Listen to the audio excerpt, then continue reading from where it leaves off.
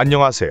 헬스 장인생입니다. 지방 연소를 원하든 근육을 늘리든 운동은 퍼즐의 한 조각에 불과합니다. 운동 후 회복을 촉진하고 운동 속도를 높이기 위해 운동 직후에 해야 할 몇 가지 사항이 있습니다. 근력과 회복을 개선하려면 특정 식사와 보충제를 섭취하는 것부터 체온 조절에 이르기까지 모든 것이 필요할 수 있습니다. 오늘은 제가 개인적으로 운동 후 가장 좋아하는 조영제 요법부터 시작해서 이 모든 것을 다뤄보겠습니다. 간단히 설명하자면 먼저 열을 가한 후 즉시 팔다리나 몸 전체를 장시간 동안 강렬한 추위에 노출시키는 것입니다. 그리고 이 과정을 반복적으로 수행합니다. 한 흥미로운 연구에서 연구자들은 스트레칭, 온수 및 냉수 담그기, 수동적 회복, 능동적 회복을 비교했습니다. 연구진은 다른 회복 방법과 비교했을 때 모든 방법이 불편함을 줄이고 회복 속도를 높이는 데 도움이 된다고 여겨지지만 조영제 치료가 근육통과 회복 후 근력 수준 측면에서 가장 큰 이점을 제공한다는 사실을 발견했습니다. 또한 근육 염증을 현저히 감소시키고 이동성을 개선하며 근육 운동 범위를 확장하는 효과도 있었습니다. 이는 운동 후 회복을 돕는 가장 좋은 방법이 조영제 요법이라는 것을 시사합니다.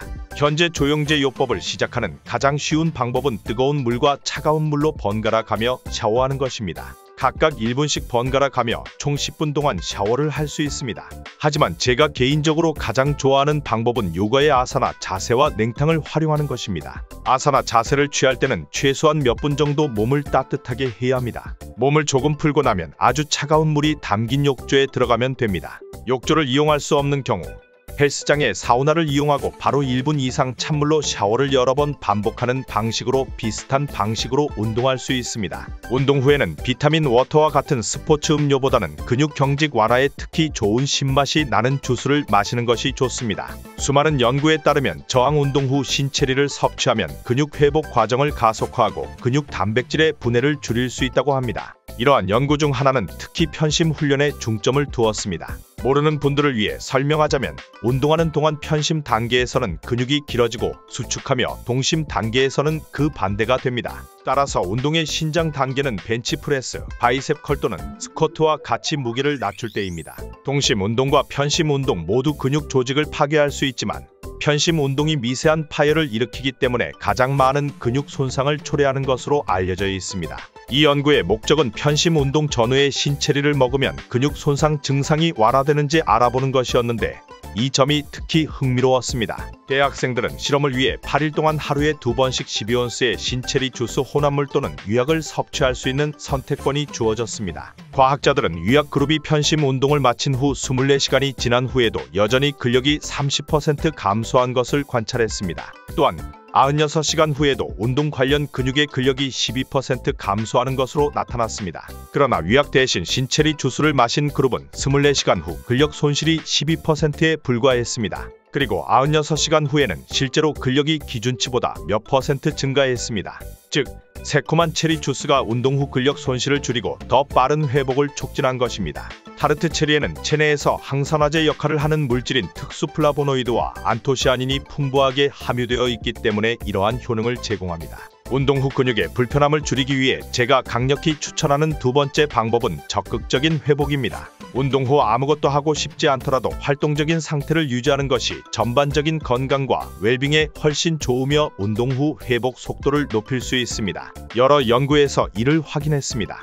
예를 들어 오토바이 운전자를 대상으로 한 연구에서는 근육의 젖산이 축적되는 것을 줄임으로써 활동적인 회복이 활동 후 라이더의 빠른 회복에 도움이 된다는 사실을 발견했습니다. 관련 연구에서 26명의 지원자가 두 그룹으로 나뉘어 4주 동안 고강도 운동을 받았습니다. 두 그룹은 운동 후 휴식을 취하는 수동적 회복과 적당한 속도로 15분간 달리기를 하는 능동적 회복을 수행했습니다. 4주가 끝날 무렵 두 그룹의 심혈관 지구력은 비슷하게 증가했지만 능동적 회복 그룹의 무산소 젖산 역치 혈중 젖산 수치를 올리지 않는 최고 수준의 격렬한 운동도 증가했습니다. 이는 능동적 재활을 받은 그룹이 업무 능력도 개선할 수 있었으며 이러한 개선이 업무 수행의 다른 측면에 악영향을 미치지 않고 이루어졌음을 시사합니다. 달리 말하면 이 연구는 생활유산소 운동이 특히 운동 후나 쉬는 날에 할 때 회복과 수행 능력을 향상시킬 수 있다는 것을 보여줍니다. 하지만 강도를 적당히 유지하는 것이 중요합니다. 빠른 속도로 운동해서는 안 됩니다. 또는 체력과 운동 능력을 저하시키지 않으면서도 아주 가벼운 조깅이나 산책으로 동일한 효과를 얻을 수 있습니다. 운동 후 근육통을 완화하는 또 다른 좋은 방법은 폼롤링입니다. 데드리프트 세트를 반복한 후 햄스트링을 폼롤링한 선수들은 폼롤링을 전혀 하지 않은 선수들에 비해 며칠 동안 근육통이 훨씬 감소했다고 보고했습니다. 폼롤링은 목표 부위의 혈류를 증가시키기 때문에 부분적으로 근육 통증을 줄이는 데 도움이 될 수 있습니다. 이러한 혈류량 증가는 근육 조직에 영양분을 공급하는 데 도움이 되는 것으로 추정됩니다. 또한 연구에 따르면 폼롤링은 부교감 신경계 활동을 증가시키는 것으로 나타났습니다. 스트레스가 많은 투쟁 또는 도피 상황에서 촉발되는 교감 신경계와 달리 부교감 신경계는 휴식과 소화와 같은 기능을 담당합니다. 부교감 신경계는 신체가 보다 회복적인 상태로 전환되면서 활성화됩니다. 따라서 운동 후에는 폼롤링으로 목표하는 근육을 천천히 굴리기만 하면 됩니다. 또한 불편한 부위를 발견하면 20에서 30초간 그 부위를 누르고 있다가 계속하면 됩니다.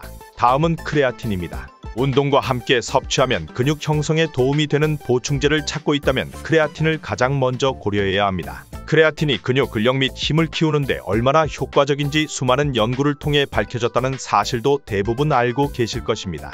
하지만 유럽 응용 생리학 저널에 발표된 연구에 따르면 크레아틴이 운동 관련 손상과 불편함도 감소시킨다는 사실을 아는 사람은 많지 않을 것입니다. 이러한 이유로 크레아틴은 운동 후 회복을 위한 훌륭한 보충제입니다.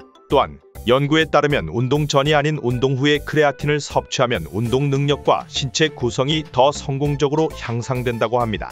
예를 들어 한메타 분석에서 연구자들은 웨이트 트레이닝 직후 크레아틴 보충제를 섭취하면 저항 운동 직전에 섭취하는 것보다 근육량이 더 많이 증가한다는 사실을 발견했습니다. 따라서 운동 후 크레아틴 섭취를 고려할 수 있습니다. 원한다면 하루에 5g의 크레아틴 모노하이드레이트만 섭취해도 효과를 얻을 수 있습니다. 단백질은 신체 활동 후에 섭취해야 하는 가장 중요한 다량 영양소이므로 운동 후 어떤 형태로든 단백질을 섭취할 수 있도록 최선을 다해야 합니다. 이는 건강한 근육 단백질 회전율을 달성하는 데 필수적이기 때문입니다. 근육은 분해되는 단백질보다 공급되는 단백질이 많을 때 단백질 회전율이 양의 값을 갖는다고 합니다. 그 결과 근육 성장이 증가합니다.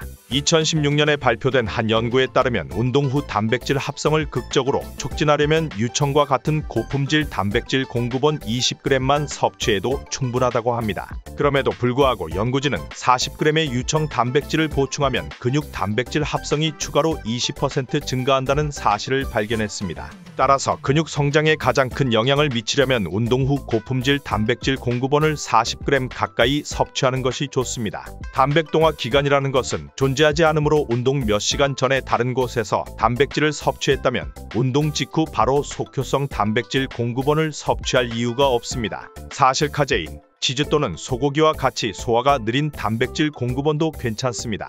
하지만 금식 중에 운동을 했거나 외출 전 2에서 3시간 이내에 단백질을 섭취하지 않았다면 가능한 한 빨리 단백질 공급원을 섭취하거나 최소한 운동 후 유청 단백질과 같이 소화가 빠른 단백질 공급원을 선택하는 것이 좋습니다. 운동 후에는 단백질과 크레아틴 섭취와 더불어 충분한 수분을 섭취하는 것이 중요합니다. 땀으로 손실된 수분을 보충하는 것은 건강에 필수적일 뿐만 아니라 운동 효과를 보기 위해서도 필요합니다.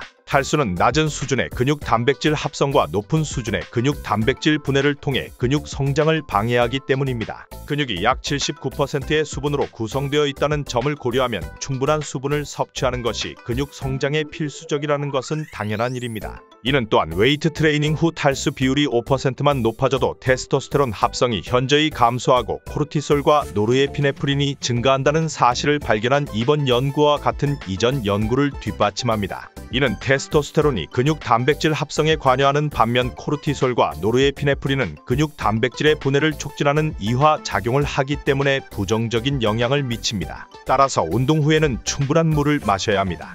한두 잔만 마셔도 충분한 수분을 유지할 수 있습니다. 마지막으로 마찬가지로 중요하지만 운동 후에는 반드시 깨끗한 옷으로 갈아입고 샤워를 해야 합니다. 이것은 아주 분명한 의미가 있습니다. 열심히 운동한 후에는 긴장을 풀고 느긋하게 쉬고 싶은 마음은 이해하지만 헐렁한 옷차림으로 너무 많은 시간을 보내면 안 됩니다. 샤워를 거르거나 옷을 갈아입지 않은 상태에서 운동복을 입으면 곰팡이 및 박테리아 감염을 일으킬 수 있습니다. 또한 운동 후 샤워를 거르면 여드름이 악화될 수 있습니다.